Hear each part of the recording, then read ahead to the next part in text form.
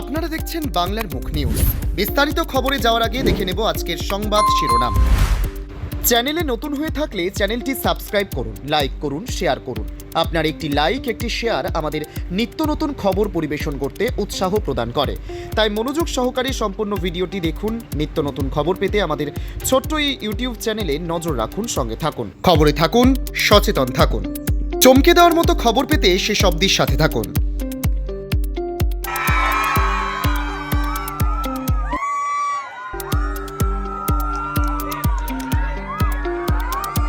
কিষানরা বক্তব্য রাখছিলেন, শুরু করুন। যে কথা একটু প্লিজ সামনে যা, সামনে কি আছে সামনে, প্লিজ সাইলেন্ট।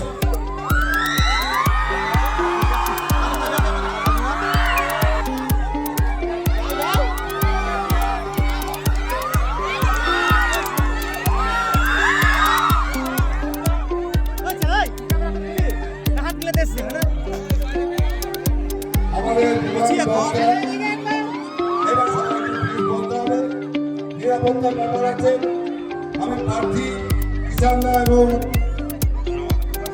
আমাদের ভারতীয় রমির শাহ সাহাকে ফুলের বুকে দিয়ে বরণ করবার জন্য অনুরোধ করছি। প্লিজ আমাদের কাউন্সিলর মনীষা শাহ মন্ডল দেবকে বরণ করে তাকে বরণ করে নিচ্ছেন।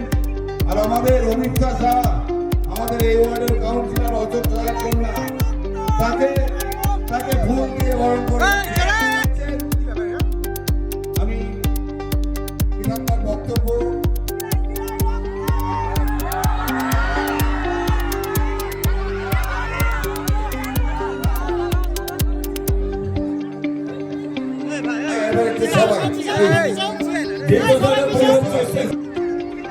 যে রোড অনবরত যানজট করতো সেটা বাইপাস করে আমরা নিয়ে গেছি,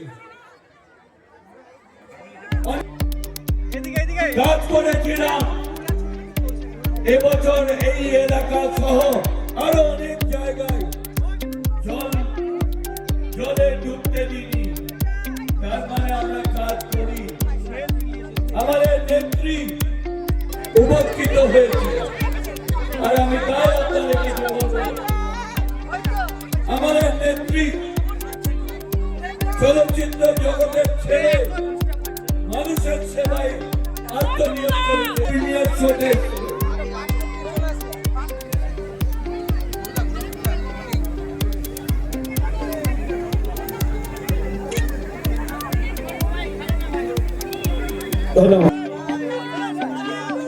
আমাদের প্রধান বক্তা, আজকের সভার প্রধান বক্তা, আমাদের সাংসদ, আপনাদের হৃদয়ের মানুষ, মানুষদের বক্তব্য রাখবে।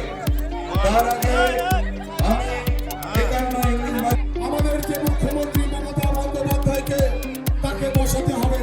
আগামী দিন বড় লড়াইয়ের দিন।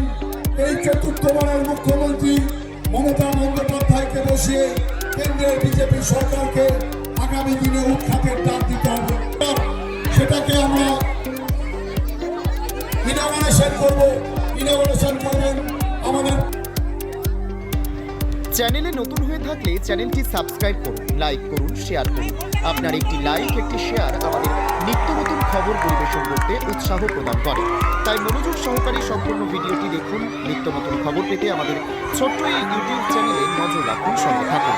আমাদের দর্শকদের জন্য আগামীতে খুব শীঘ্রই আমরা নিয়ে আসতে চলেছি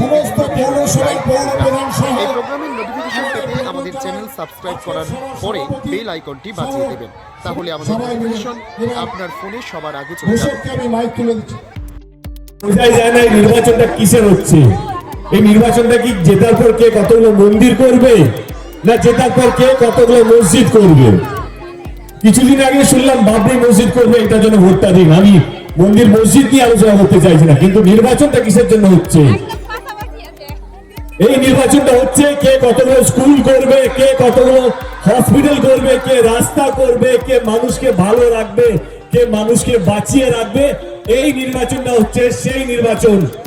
এই নির্বাচনটা কোনো মন্দির বা মসজিদের জন্য হচ্ছে না। এই নির্বাচনটা হচ্ছে আপনাদেরকে কে ভালো রাখবে।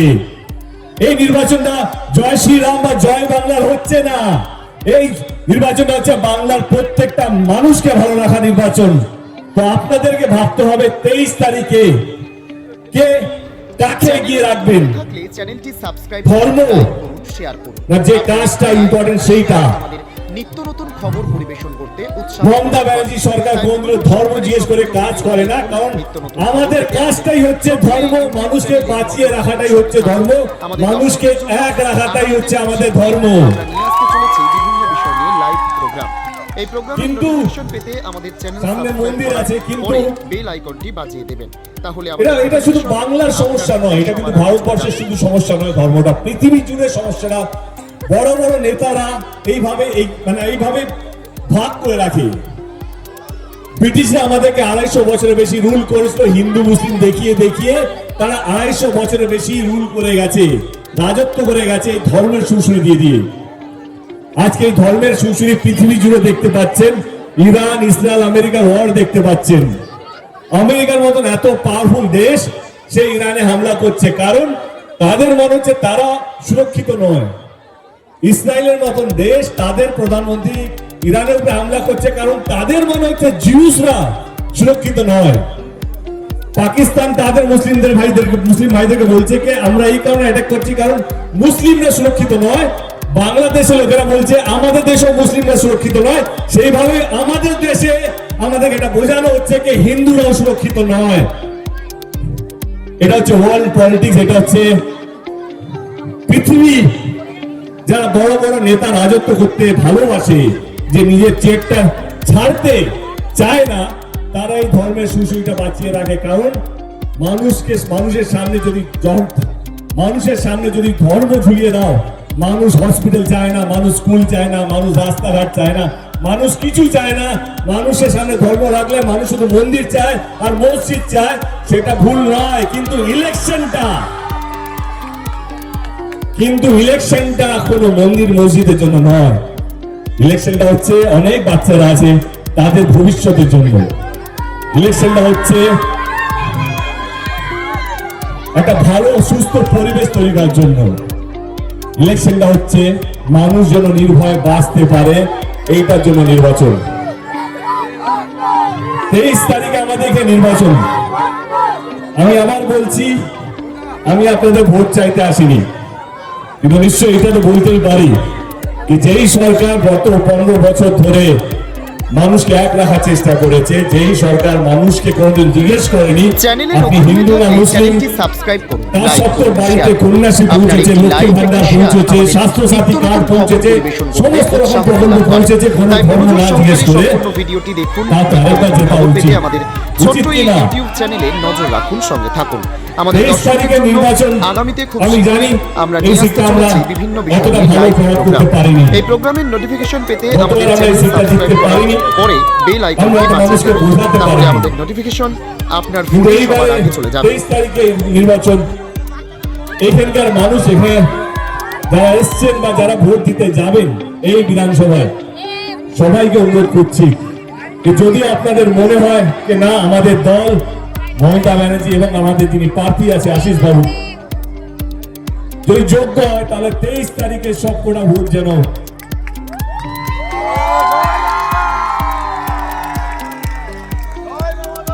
আজকে দিনে কাউকে রাজনীতি বোঝাতে হয় না। আমার মনে হয় আপনারা সবই বোঝেন। ইনফ্যাক্ট বাঙালিকে রাজনীতি বোঝানোর ক্ষমতা আমার মনে হয় না ভারতবর্ষে কারোর আছে।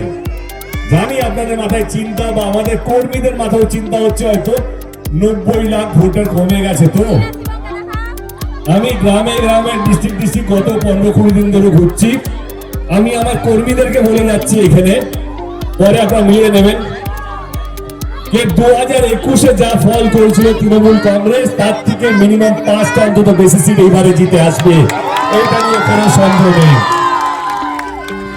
90 লাখ ভোটার চলে গেছে, এখন এটা কান্নাকাটি করে লাভ নেই। আমরা কি করতে পারবো, কিভাবে মানুষের বিশ্বাস জিততে পারবো, কিভাবে মানুষকে বোঝাতে পারবো, এটাই আমাদের হাতে আছে এবং আমরা জিতবো এবারে। আবার 2021-এর থেকে এবারে বেশি সিটে জিতবো, এটা নিয়ে কোনো দ্বিধাবোধ নেই। ইংলিশ বাজারের মানুষকে অসংখ্য ধন্যবাদ। আপনারা অনেকক্ষণ ধরে আপনারা ওয়েট করছেন আমার সাথে দেখা করার জন্য বা আমার কথা শোনার জন্য। একটা অনুরোধ রইল কে এইবারে 2026-এ যেন এইবারে আমার যিনি প্রার্থী আছে তিনি যেন আশীর্বাদ পেয়ে এখান থেকে জিততে পারেন, এটাই আপনাদের কাছে অনুরোধ।